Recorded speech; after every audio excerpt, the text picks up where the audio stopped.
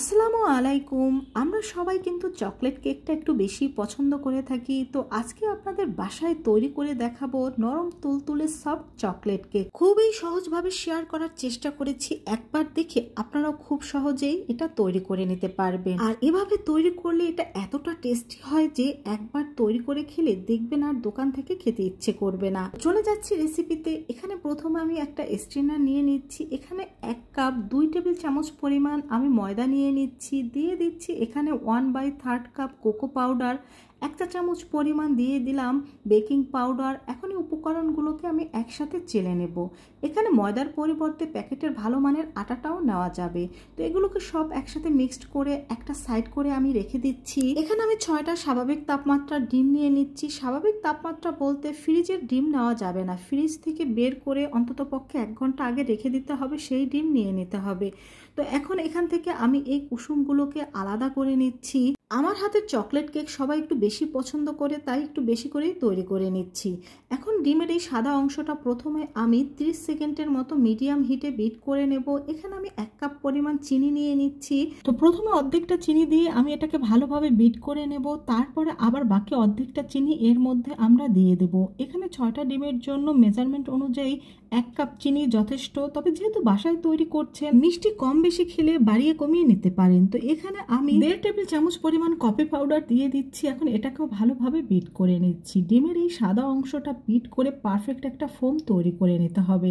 এমন পারফেক্ট একটা ফোম তৈরি করে নিতে হবে। দেখুন আমার এই ফোমটা কিন্তু পারফেক্ট ভাবে তৈরি হয়ে গেছে। দেখুন বোলটা আমি যেরকমই করি না কেন এটা কিন্তু কোনোভাবেই পড়ে যাবে না। এখানে আমি 1 চা চামচ পরিমাণ চকলেট ইমালশন দিয়ে দিচ্ছি।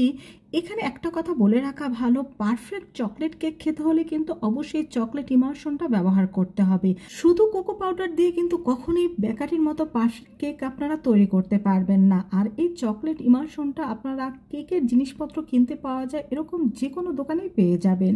দিয়ে দিলাম তুলে রাখা সেই ডিমের কুসুমটা। এখন এই ডিমের কুসুমটাকেও আমি বিট করে নেব, তবে বেশিক্ষণ না, মাত্র 1 মিনিটের মতো বিট করে নেব। এখানে আমি 1/3 কাপ তেল দিয়ে দিচ্ছি। এই তেলটাকে মাত্র 30 সেকেন্ড বিট করে নিতে হবে, এর বেশি কিন্তু বিট করে নেওয়া যাবে না। এই তো আমাদের কেকের জন্য ব্যাটারটা কিন্তু একেবারে তৈরি। এখন আমরা যেই বেকিং পাউডার, কোকো পাউডার আর ময়দাটা একসাথে করে চেলে রেখেছিলাম, সেটাই ব্যাটারের মধ্যে অবশ্যই এটাকে কিন্তু একটু সময় নিয়ে হালকা হাতে মিশিয়ে নিতে হবে। তা না হলে কিন্তু এই ডিমের ফোমটা নষ্ট হয়ে যাবে আর কেকটাও কিন্তু পারফেক্ট তৈরি হবে না। তাই অবশ্যই হালকা হাতে এটাকে মিশিয়ে নিতে হবে। এই তো আমাদের কেকের ব্যাটারটা একেবারে তৈরি। এখানে আমি 2টো মোল্ড নিয়ে নিয়েছি। যেহেতু একটু কেক বেশি করে তৈরি করব, একটা আমি ওভেনে তৈরি করব। আর যেহেতু সবার বাসায় ওভেন নেই, তাই একটা আমি চুলায় তৈরি করে দেখাবো। এই যে গোল বাটির মধ্যে আমি তেল ব্রাশ করে নিলাম, তারপরে এর মধ্যে কাগজ দিয়ে দিয়েছি। আর এই গোল বাটির এটাই কিন্তু আমি চুলায় তৈরি করে দেখাবো। তো কেকের ব্যাটারটা মোল্ডের মধ্যে দিয়ে দেওয়ার পর আমি সামান্য একটু ট্যাপ করে নিচ্ছি যাতে এর মধ্যে কোনো লাম্পস না থাকে। আর এই যে এটাকে আমি ওভেনে দিয়ে দেব। আর চুলায় একটি প্যান বসিয়ে তার মধ্যে একটা স্ট্যান্ড দিয়ে এর উপরে আমি কেকের মোল্ডটা দিয়ে দিচ্ছি। এখন একটা ঢাকনা দিয়ে ঢেকে ঢাকনার এই অংশটা আমি একটা টিস্যু দিয়ে বন্ধ করে দেব। তো আরেকটা আমি ওভেনে দিয়ে দিয়েছি। আর চুলার এটা প্রথমে আমি 5 মিনিট ফ্রি হিট গরম করে নিয়েছি, তারপরে চুলার হিট একেবারে লো করে দিয়েছিলাম। তো এটা তৈরি হতে আমার 30 মিনিটের মতো সময় লেগেছিল। দেখুন কাঠির সাথে কিন্তু ব্যাটারটা লেগে আসছে না, তার মানে কেকটা তৈরি। এখন এটাকে আমি চুলা থেকে নামিয়ে নিব। এদিকে ওভেনের কেকটাও কিন্তু তৈরি হয়ে গিয়েছে। এখন এ দুটোকে আমি ঠান্ডা করে নেব। আর যেহেতু দুটো কেক, এখানে আমি 2 কাপ পরিমাণ হুইপ ক্রিম নিয়ে নিচ্ছি, একেবারে বরফ ঠান্ডা। এখন এই হুইপ ক্রিমটাকে আমি বিট করে পারফেক্ট একটা ক্রিম তৈরি করে নেব। আর ক্রিম তৈরি করার সময় কিন্তু বিটার অবশ্যই হাই হিটে রাখতে হবে। ক্রিমটা কিন্তু এমনিতে কিছুটা মিষ্টি রয়েছে, তারপরে যদি একটু মিষ্টি বেশি খেতে চান সেক্ষেত্রে এখানে চিনিটা গুঁড়া করে ব্যবহার করতে পারেন। এই তো আমাদের ক্রিমটা তৈরি। এখন এটাকে আমি ফ্রিজে রেখে দিচ্ছি। আর এদিকে আমি এখানে 1/3 কাপ হুইপ ক্রিম নিয়ে নিচ্ছি। তার মধ্যে এখানে আমি ডার্ক চকলেট দিয়ে দিচ্ছি। চুলায় একটি প্যান বসিয়ে তার মধ্যে পানি গরম দিয়ে এখন এই ডার্ক চকলেটটা দিয়ে আমরা চকলেটের গার্নাশ তৈরি করে নেব। তো চকলেটের গার্নাশটা তৈরি। এখন এটাকে চুলা থেকে নামিয়ে ঠান্ডা করে নেব। এদিকে আমাদের কেকটাও কিন্তু ঠান্ডা হয়ে গিয়েছে। এখন এটাকে আমি মোল্ড থেকে বের করে নেব। এই তো কেকটা আমি মোল্ড থেকে বের করে নিয়েছি। আর আপনাদের দেখিয়ে দিচ্ছি যে কতটা পারফেক্টভাবে আমার এই কেকটা তৈরি হয়েছে। দেখুন কতটা সফট ও নরম তুলতুলে এই কেকটা তৈরি হয়েছে।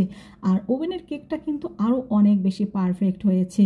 এখন যেহেতু এই কেকটা অনেক বেশি সফট নরম, তাই এটাকে বেশি স্লাইস করার প্রয়োজন নেই। আমি এটাকে মাত্র দুটো ভাগে ভাগ করে নেব। তো এটাকে দুটো ভাগে ভাগ করে নেওয়া হয়েছে। এখন এগুলোর মধ্যে আমি ক্রিম দিয়ে দেব।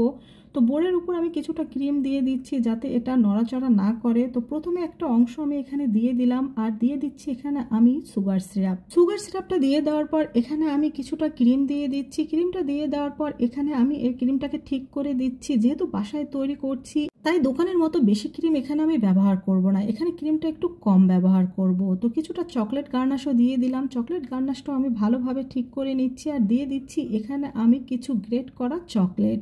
তো চকলেটটা দিয়ে দেওয়ার পর বাকি আরেকটা অংশ এর উপরে আমি দিয়ে দিচ্ছি। এখন এখানে আবারও আমি সুগার সিরাপ দিয়ে দিচ্ছি।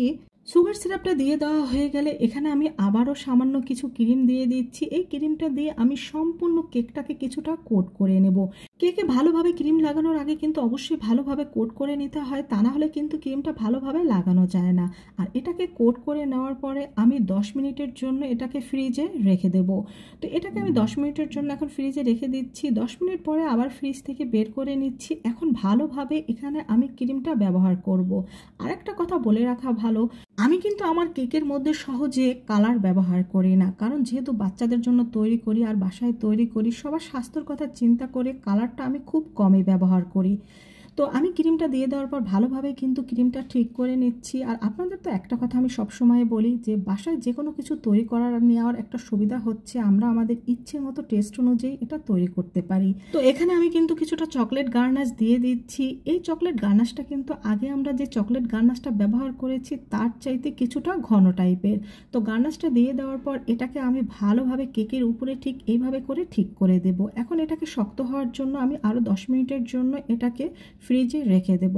তো 10 মিনিট পরে ফ্রিজ থেকে বের করে নিয়েছি। চকলেটের উপরের অংশটা কিন্তু অনেকটা শক্ত হয়ে গিয়েছে। এখন এর উপরে সামান্য একটু ডিজাইন করে নিচ্ছি, খুব সিম্পল ডিজাইন করব।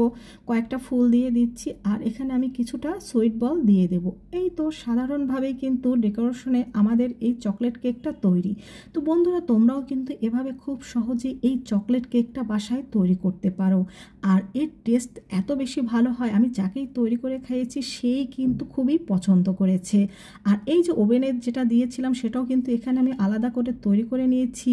আর ওভেনেরটা আমি একটু পেস্ট্রির মতো করে তৈরি করে নিয়েছি। তো আপনাদের কেটে দেখিয়ে দিচ্ছি কতটা নরম তুলতুলে সফট হয়েছে আমাদের এই চকলেট কেক। ভালো লাগলে অবশ্যই বন্ধুদের সাথে শেয়ার করবে এবং নিজেরা অবশ্যই বাসায় ট্রাই করবে।